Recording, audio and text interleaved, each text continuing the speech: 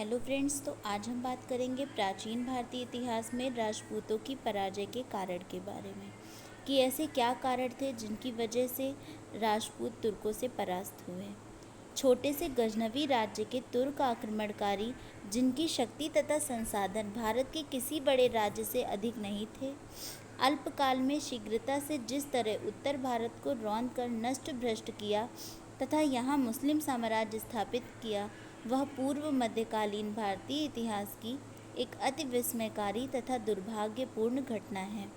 जिस समय की हम चर्चा कर रहे हैं, उस समय के भारतीय राजपूत जो थे वो अत्यंत वीर और साहसी योद्धा थे।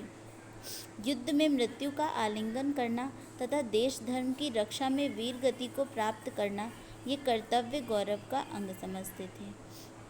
भारतीय इतिहास में यह राजनीतिक महाविपदा क्यों उपस्थित हुई तथा ये अपनी मातृभूमि की रक्षा करने में क्यों विफल रहे, इसके कुछ कारण हैं, जिनमें सबसे महत्वपूर्ण कारण है जिनको हम यहाँ पर चर्चा करेंगे। उनमें से सबसे पहला कारण है दोषपूर्ण सैनिक संगठन एवं युद्ध नीति। भारतीय सैनिक वैभव, पौरुष तथा संख्या बल दोनों दृष्टियों से तुर्की सेना से श्रेष्ठ थे, किंतु तुर्कों के सामने ये उसी प्रकार न टिक सके जिस प्रकार तृतीय दारा की विशाल सेना मैराथन में मुट्ठी भर यूनानियों के सामने न टिक सकी। इसका कारण हमारी दोषपूर्ण सैनिक सेना तथा युद्ध नीति थी। तुर्की सेना में अश्वरोही सेना की प्रधानता थी।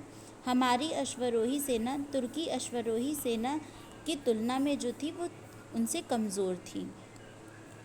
तुर्की सेनापति प्रायः युद्ध संचालित करते समय अपनी व्यक्तिगत सुरक्षा का ध्यान देते थे। वे प्रायः छिपकर युद्ध करते थे, आवश्यकता पड़ने पर ही आगे आते थे और उनका विश्वास था कि सेना नायक की जो मृत्यु है अथवा उसका अभाव उनकी सेना और देश को के लिए जो वो कर रहे हैं उसमें राजा की मृत्यु जो है वो उनका मनोबल कम कर देगी। इसलिए वो हमेशा छिपकर वार करते थे और राजा हमेशा छिपकर वार करता था और आवश्यकता पड़ने पर ही राजा सामने आता था। और इसके विपरीत जो राजपूत राजा थे वो अपना शौर्य प्रदर्शित करना गौरव समझते थे। वे भली भांति सज धज कर हाथी पर सवार होकर सेना की अग्रिम पंक्ति में रहते थे। इससे सेना का जो वो होता था, सेना का जो मनोबल होता था, उससे वो समझते थे कि अगर राजा सबसे आगे चलेगा, हाथी पर सज धज कर तैयार होगा, तो स्वाभाविक उनका जो मनोबल था वो तो बढ़ेगा ही। पर वो ये गलत सोचते थे। उसमें जब राजा ही मार दिया जाएगा, वो राजा सबसे आगे रहेगा, तो तुर्की जो थे वो ये समझते थे कि उनकी वजह से अगर वो इतना राजा का प्रचार करें तो अगर वो राजा को मार देंगे तो उससे उनकी सेना कमज़ोर हो जाएगी। तो वो सबसे पहला शिकार जो थे वो राजा पर ही करते थे। तो उनकी जो सैनिक संगठन था वो बहुत ही कमज़ोर था राजपूतों का। यही फ़ायदा तुर्कों ने उठाया। अब दूसरा आते हैं राजनीतिक कारण। तो राजनीतिक कारण में है जो तुर्की शासन प्रणाली है वो सर्वथा दोष मुक्त नहीं थी, लेकिन इस्लाम धर्म अंगीकार करने के बाद उनके यहाँ सिद्धांततः राजा निर्वाचित किया जाता था। ऐसी स्थिति में सामान्यतः अकुशल व्यक्ति के लिए वंशगत अधिकार होने पर राजपद प्राप्त करना मुश्किल था। इसके लिए उनके सामने खून खराबे की स्थिति भी आ जाती थी। इसके अलावा दूसरा कोई रास्ता नहीं था। इसके विपरीत योग्य तथा सक्षम व्यक्ति के लिए राजपद प्राप्त करना सरल था। वहाँ योग्य व्यक्ति अथवा जिनको योग्य व्यक्तियों का समर्थन मिलता था वे ही राजपद पर बने रह पाते थे। भारत पर तुर्कों के आक्रमण के समय सामंतवादी व्यवस्था पर जोश उठा। केंद्रीय सत्ता के अंतर्गत उनके सामंत तथा इन सामंतों के नीचे अनेक लघु सामंत थे। ये सामंत अपने अपने इलाके में शासन देखते थे तथा केंद्रीय शक्ति को निर्बल करने का गुप्त प्रयास करते रहते थे। केंद्रीय शक्ति शिथिल होने पर इनके द्वारा विद्रोह की प्रबल संभावनाएं रहती थी। शासन ज़्यादातर जो था वो सामंतों के दमन में ही देते थे। विदेशी आक्रमण के प्रति इनमें सजगता का अभाव था। सामंतवादी व्यवस्था के कारण भारतीय शासक ज़्यादातर स्थायी सेना न रखकर सामंतों की सेना पर निर्भर रहते थे। एक तो कभी कभी इनकी सेना आने के पहले ही युद्ध का निर्णय हो जाता था। दूसरा, राजपूतों द्वारा जुटाई गई सेना राजा के प्रति पूर्ण निष्ठावान नहीं होती थी। तीसरा आता है सामाजिक कारण। पूर्व मध्यकालीन समाज जाति के बंधन के अभिशाप से ग्रस्त था। जाति का आधार कर्म नहीं जन्म था। भारतीय राष्ट्रीयता में सबसे बड़ा बाधक जातिवाद तथा संप्रदायवाद हो रहा था। विभिन्न जातियों तथा श्रेणियों में बटे होने के कारण समाज में आपसी भेदभाव और ऊंच नीच दिखाई पड़ रही थी। विभिन्न वर्णों तथा जातियों में अनेक उपजातियां बन गईं। इस वजह से उनकी जो सेना थी वो बहुत ही कमज़ोर हो गई। वो आपस में ही जाति पाति में ही लड़ाई किया करते थे। तो सब आपस में एक दूसरे के विपरीत विरोध कर रहे थे। तो वो जो बाहर से तुर्की आए हुए थे, उनसे वो लड़ने में सक्षम नहीं थे। अब हम बात करते हैं धार्मिक और आध्यात्मिक कारण के बारे में।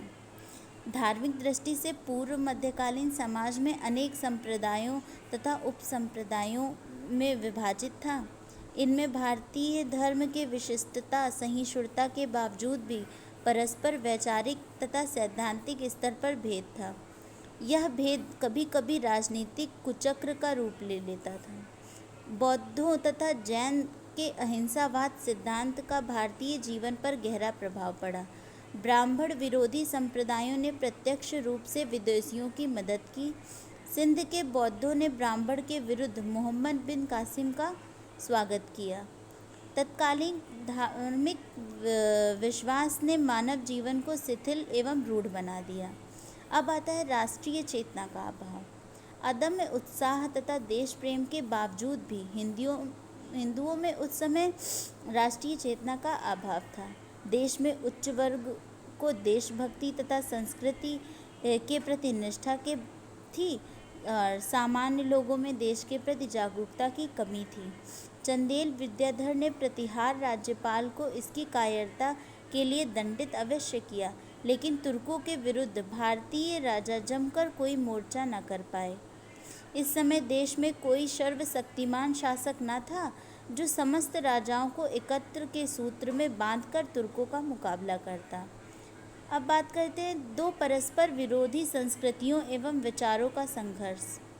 भारत में हिंदू मुस्लिम संघर्ष दो परस्पर विरोधी संस्कृतियों एवं विचारों के तले ही हो रहा था। भारतीय संस्कृति पुरातन आदर्शों तथा आध्यात्मिक मूल्यों की पोषक थी, जबकि इस्लाम में नया जोश था। हिंदू पुरातन में सामाजिक व्यवस्था में जकड़े हुए थे, तो इस्लाम अभी यौवन में प्रवेश कर रहा था। अतः इस्लाम के जोश के सामने भारतीयों का जोश ठंडा पड़ गया। अब बात करते हैं व्यक्तिगत तथा आकस्मिक कारण की। उपयुक्त कारणों के साथ साथ भारतीयों की पराजय के कुछ व्यक्तिगत तथा आकस्मिक कारण भी थे। इसमें संदेह नहीं है कि शाही जयपाल प्रथम, भीम, परमार भोज, तृतीय पृथ्वीराज, जयचंद्र आदि अपने अपने समय के महान योद्धा एवं कुशल सेना नायक और अदम्य उत्साही शासक थे, लेकिन इनकी दूरदर्शिता, अनुभव तथा विलक्षण बुद्धि का अभाव था। कहीं न कहीं ये गलती कर बैठते थे जिनका लाभ शत्रु को मिल जाता था। अतः तुर्कों की सफलता उनकी वीरता का कारण नहीं, अपितु उनके कौशल, सैन्य संचालन तथा दूरदर्शिता के कारण मिला। इस प्रकार हम देखते हैं कि विभिन्न कारणों की वजह से जो तुर्की थे वो विजय हुए और राजपूत परास्त हुए। अब इनके उपसंहार में हम ये कह सकते हैं कि ऐसे बहुत से कारण थे जिनकी वजह से राजपूत जो थे वो पराजित हुए। नैतिक कारण और व्यक्तिगत कारण और वीरता और अगर बात करें तो वीरता, शारीरिक शक्ति, आत्मत्याग, कष्ट सहन की शक्ति तथा सौंदर्य बल वे भारतीय तुर्कों से बहुत आगे थे, किंतु दोषपूर्ण सैनिक संगठन, युद्ध नीति, राजनीतिक तथा सामाजिक परस्पर विरोधी संस्कृतियों के बीच संघर्ष, व्यक्तिगत एवं आकस्मिक कारण, नैतिक कारण, इनकी वजह से वो तुर्कों के विरुद्ध सामना करने में असफल रहे और जो तुर्की थे वो विजय हुए और राजपूत परास्त हुए। इस प्रकार के कारण थे जिनकी वजह से राजपूत का पर तुर्कों का अधिकार हो गया। Thank you.